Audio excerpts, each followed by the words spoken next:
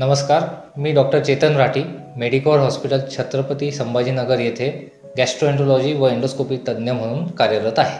आपला आजचा हा रुग्ण ह्याला पोटात दुखत होतं आणि कावीळ झालं होतं, डोळे पिवळे झाले होते।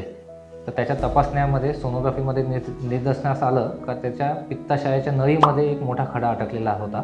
तो साधारण 2.5 ते 3 सेंटीमीटर एवढा होता आणि अशा पित्ताशयाच्या नळीतले जे अटकलेले खडे असतात एवढ्या मोठ्या साईजचे 1 सेंटीमीटरपेक्षा मोठा असला तर तो सामान्य दुर्बीणद्वारे काढणं कठीण असतं। त्याकरता एक स्पेशल प्रोसिजर लागते, त्याला आपण कोलॅन्जिओस्कोपी म्हणतो।